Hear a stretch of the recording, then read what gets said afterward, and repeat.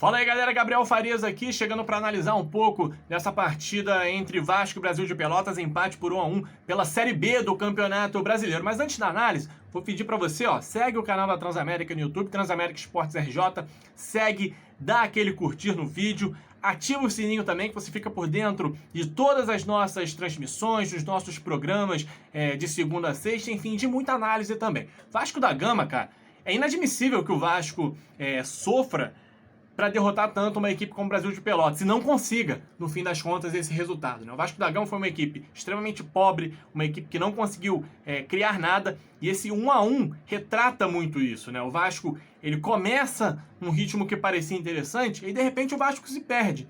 E ao se perder, o Vasco vai dando oportunidades para um time muito fraco como o Brasil de Pelotas incomodar o Vasco da Gama em São Januário.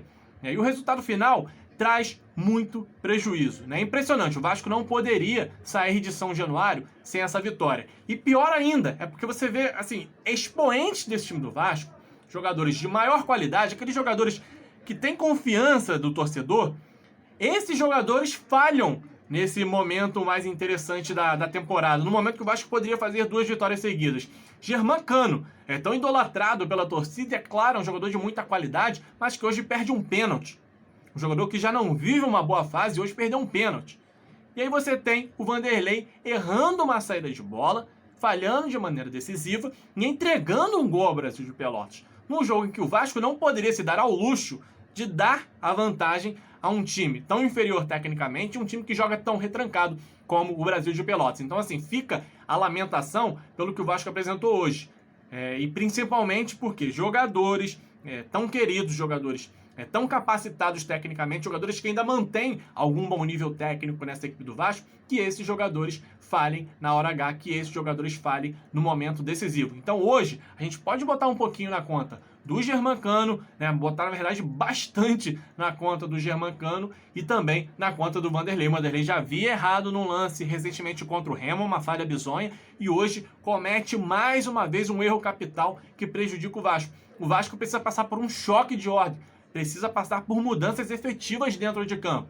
Enquanto jogadores experientes vacilarem em momentos tão decisivos, vai ficar muito complicado do Vasco imaginar um acesso para a Série A do Campeonato Brasileiro. E o torcedor termina essa sexta-feira revoltado e com razão, vai ter um fim de semana bem difícil de aturar, porque o Vasco deu motivos para isso. Foi uma equipe muito mal.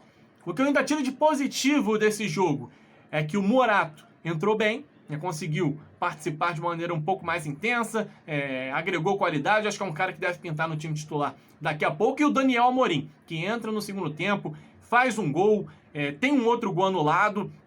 Então um jogador que teve participação muito importante hoje, o Daniel Amorim, que se mostra uma opção confiável de repente para esse momento em que o Cano não tem conseguido corresponder.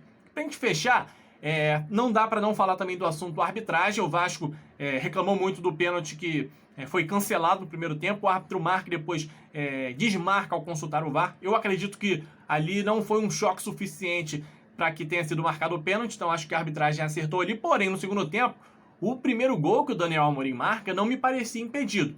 E aí a gente fica na dependência do VAR, e o VAR não tem aquela imagem final. O VAR estava descalibrado em São Januário, mais uma vez o problema do VAR descalibrado na casa do Vasco, e aí fica aquela dúvida, o Vasco foi prejudicado ou não? Fato é que o Vasco já sai prejudicado ao não ter o recurso do VAR para pelo menos tirar a dúvida se realmente foi gol ou não. Uma pena, porque aquele primeiro gol poderia de repente, um pouquinho mais cedo como ele saiu, ter significado até uma virada mais à frente. E ainda um último tópico que eu gostaria de ressaltar, o Lisca é muito contestado, e eu também faço parte dessa galera que contesta o Lisca por algumas decisões, porém hoje o Lisca me parece que fez tudo que estava ao alcance, mas o Vasco falhou principalmente na parte técnica em erros individuais. Germancano perdendo um pênalti e o Vanderlei falhando de maneira bizonha no gol do Brasil de Pelotas. Essa análise de Vasco 1, Brasil de Pelotas 1, Vasco numa situação bem complicada, volta a campo na segunda-feira para encarar o Avaí.